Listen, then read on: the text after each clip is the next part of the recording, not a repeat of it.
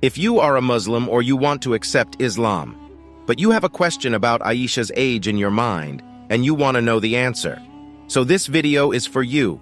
I challenge you that if you watch this video till the end of 20 minutes, you will get the answers to all your questions.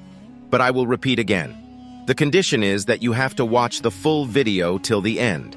And I also claim that no Muslim scholar will be able to give you such a detailed discussion on this topic on the entire internet. Did Islam's prophet really marry Aisha when she was 9 years old? I don't know how many times I've been spammed by insults to the prophet and accusations of pedophilia, so I'm taking this head on. This is a fiery issue with Islamophobes and with advocates of child marriage in the Arab world. And I don't care that this historical slip gave ammunition to Islamophobes. What worries me is that it has justified child marriages. Here's my position. I don't think it ever happened. I think historians made a mistake, recording Aisha as being born 8 before Hijra when in fact it was 8 before Prophethood. Or perhaps they recorded her birth as 4 after Prophethood, when in fact it was 4 before Prophethood. This kind of margin of error, 10 years, isn't unusual. There's a similar dispute about the age of the Prophet's daughter, Fatima. I think Aisha was closer to 19 when she got married to the Prophet, and here goes my case for saying so. Let's look at a bit of background for the following discussion. Note that 1 AH is equal to 622 AD. BH means before Hijra, which is before 622 AD. Prophethood was in 13 BH, that means in 609 AD. We're talking about people from the 7th century AD, 1st century AH. Arabs didn't have a calendar back then. The Hijri calendar was introduced in Umar's caliphate a few years after the Prophet's death. The first historian of Islam, Ibn Ishaq, was born in 85 AH and wrote after 132 AH, over a century and a half after the events. How do we know about anything that happened so long back anyway? This was a very important question when it came to establishing the Prophet's traditions, or sayings, or hadith. Muslims developed isnad, an extensive system of authenticated traditions based upon confirming the chain of narrations. This system of isnad was used not only to establish the Prophet's traditions, but also historical events. The science of isnad is one of the great achievements of our civilization, but there's a big glaring hole in it. A lot of effort was spent authenticating the chain of narrations, but not enough on checking the contents of said narrations. I mean, they checked if the chain of narrations was solid, but not if the narrations themselves were contradictory. To be fair, they developed principles for textual criticism, an akud al-matan, but it was primitive compared to the elegance of isnad. They also developed this bad habit of assuming that if the chain of narrations is correct, the content must be correct too. According to this, if I heard that a pink elephant flew and the chain of narrations is solid, then it's possible that it really happened. So let me make a stand here and say that not all hadiths with a sahih isnad are in fact authentic. A sahih label means their isnad is solid. Their content may not be. There could be glaring contradictions. Aisha's age is a classic case of this gaping hole. The chain of narration seems a-okay, but the contents are so blatantly contradictory. And for Muslims out there, the Quran established a test of authenticity. What's contradictory cannot be logically true. Contradictions. It is relatively well established that Aisha died in 57 AH. Estimates of her age at death range from 63 to 77. There is a narration in Sahih Bukhari attributed to her that says that she was 6 years old when she married the Prophet, and 9 years old when she moved into his house. However, there are narrations both in Bukhari and in other sources, before and after Bukhari, that call this into question. Keep an open mind as you consider the following.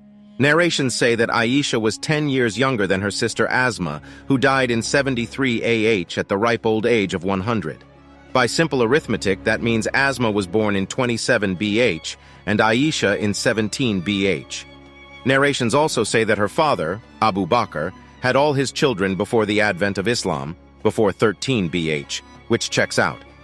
Abu Bakr married Aisha's mother when he was 28, in 23 BH. They bore 2 children.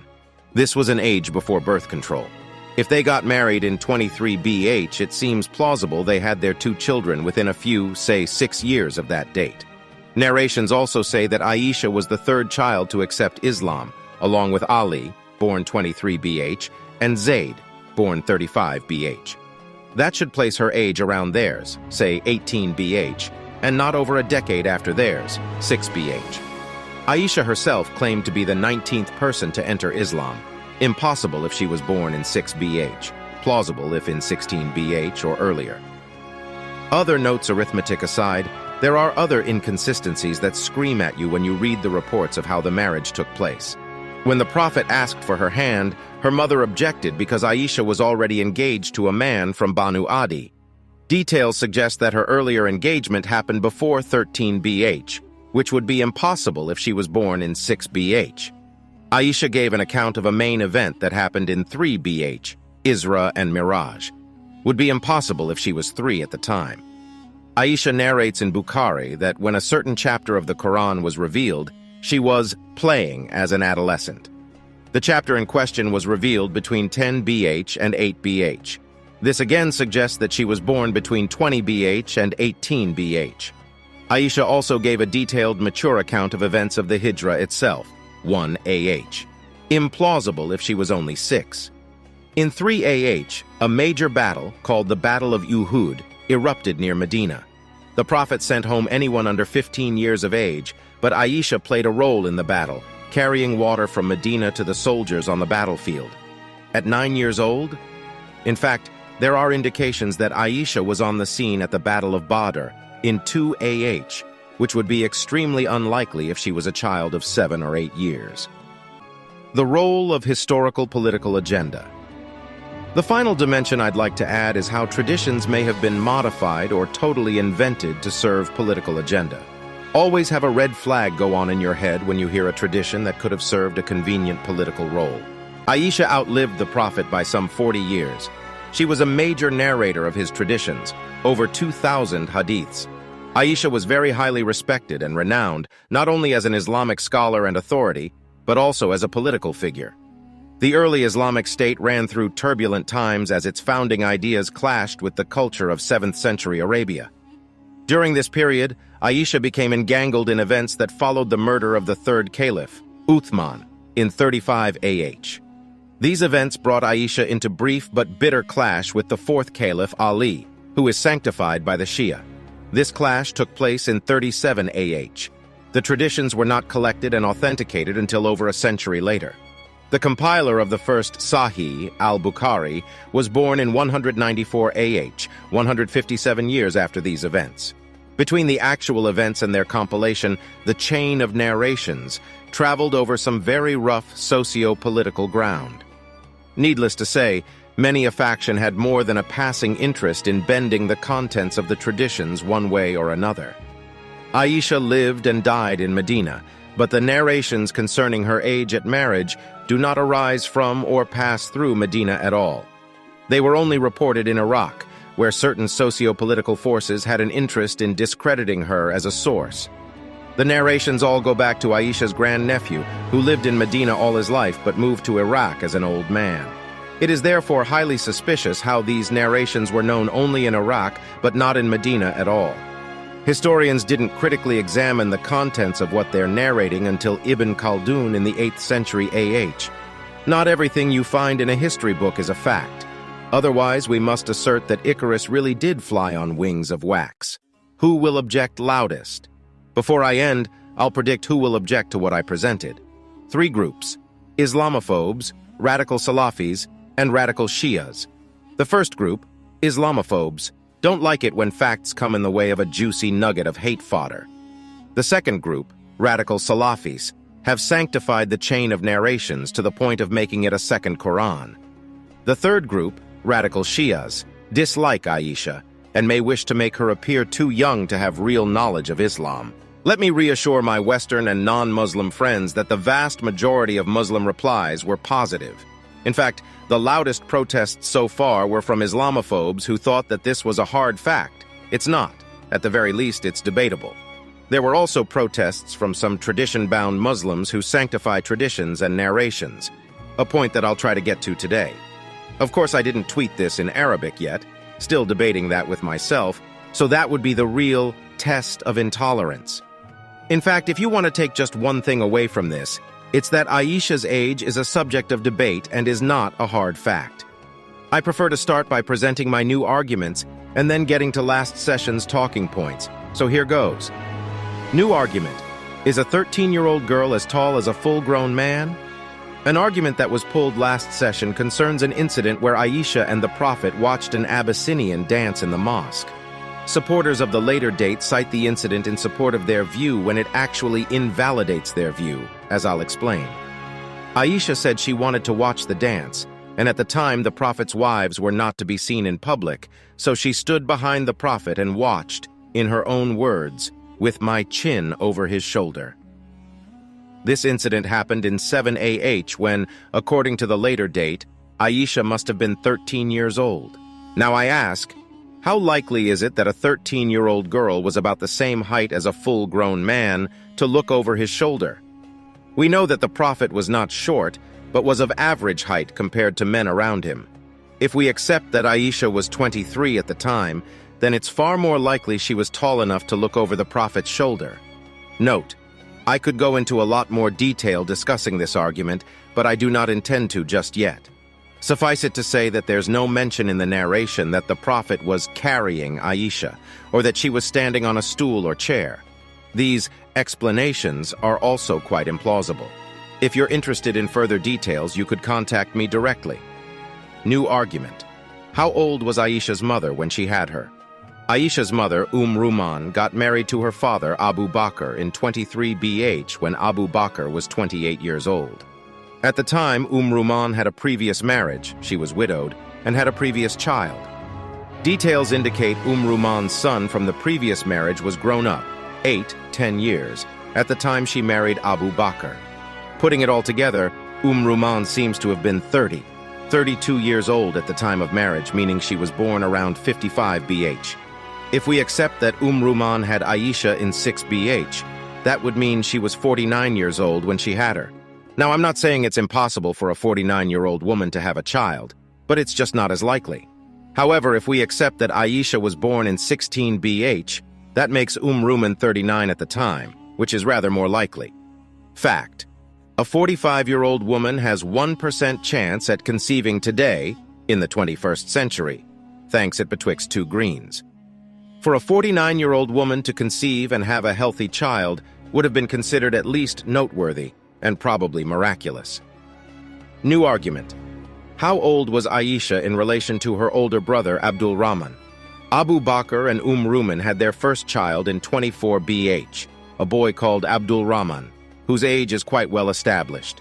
If we accept that Aisha was born in 6 BH, that means there's an 18-year age difference between her and her brother.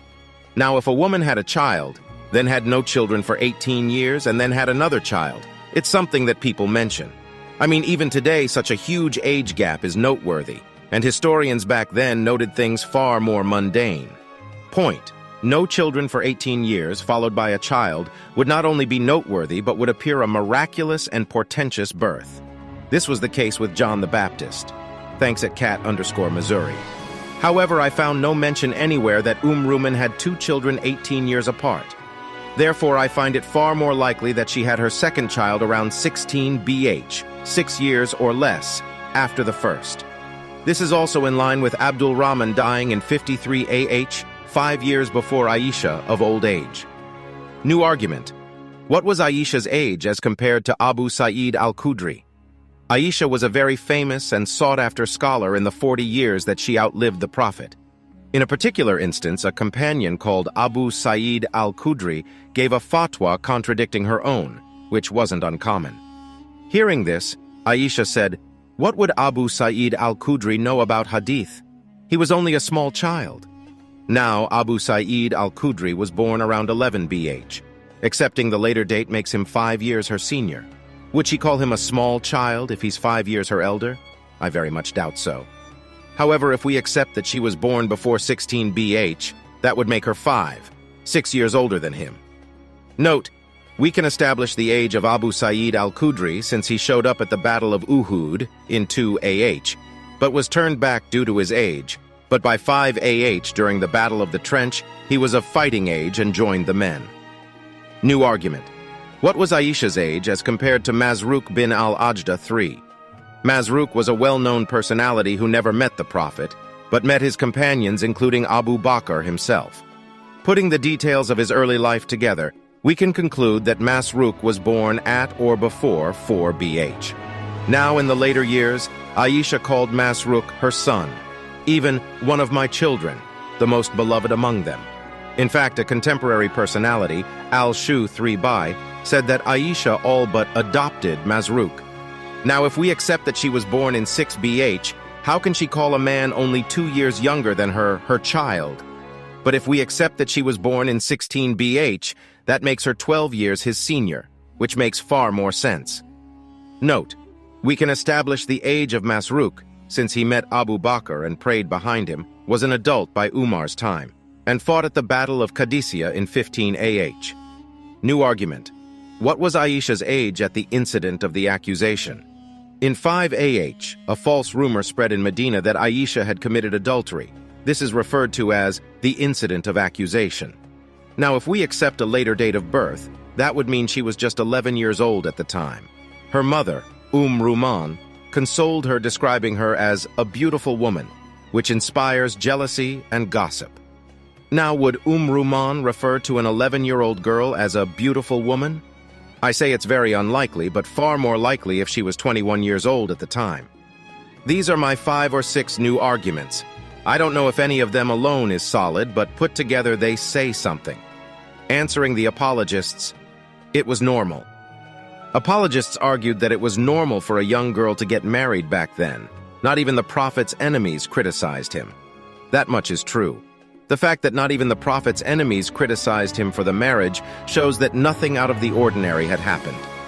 This can either mean that child marriages were common at the time, or, more likely, that it never even happened. I wish to challenge the view that child marriages were common at the time. If it was normal for a girl that young to get married, kindly produce 10, 20 other historical cases. I couldn't find even one. My position is no, it wasn't normal. And the reason no one criticized the Prophet is that it never happened. Answering the apologists, girls reached puberty earlier back then. Apologists also argued that girls back then reached puberty faster than nowadays. I challenge that on purely scientific grounds. The age of puberty, menarche, has been reducing readily in modern times due to better nutrition and health care. In fact, Aisha herself described women back then as thin because they barely had enough to eat. Ask a doctor and he'll tell you that girls who are undernourished tend to reach menarche later, rather than earlier. 45 kilograms is a trigger weight for a girl to hit puberty. Conversely, falling below 7 stone or 45 kilograms is a trigger in grown women to develop amenorrhea. Thanks at der_Bluthund. Additionally, a girl is not fully fertile and fit to have children until several years after menarche. Putting it together, my position is that marriageable age in pre-Islamic Arabia was closer to 15. This is consistent with reports in our history books. For example, the Prophet's mother married at around 16 and had him at around 17. Halima became his wet nurse when she was around 16. Thawbiyah, the Prophet's first wet nurse, was around 15. The Prophet's daughter married at 20, and Safiya wed the Prophet when she was 17 or 18. General response to Aisha's age. In part 1, I predicted that opposition to what I present will mostly come from 3 sources: radical Islamophobes, radical Salafis, and radical Shias. So far, the loudest and most stubborn opposition has come from non-Muslims, which to me speaks volumes. Some Muslims have wondered what all of this means about the authority and authenticity of the Hadith vis-a-vis the Quran. By going through this exercise of textual criticism, are we rejecting the Hadith? Short answer is, of course, a clear and loud no. The long answer will have to wait until I have more time for a tweet session on the topic. References. I probably will never get the time to do a page-by-page, line-by-line referencing, but let me provide the general references for the earliest historical accounts of classical Islam. The earliest historian was Ibn Isaac, death 151 AH, followed by Saif bin Umar, death 180 AH, then Ibn al-Kalbi, death 204 AH. Next you have al-Waqidi, death 207 AH, al-Madaini, death 225 AH, Ibn Hisham, death 218 AH, Ibn Sa'ad, death 230 AH. The Hadith books are a major references, especially Bukhari, death 256 AH, and Muslim, death 261 AH. Finally, you have the very extensive historical work of Al-Tabari, death 310 AH. Most of these books can be found online for free in Arabic. If you wish to know the specific reference for something I mentioned, contact me directly.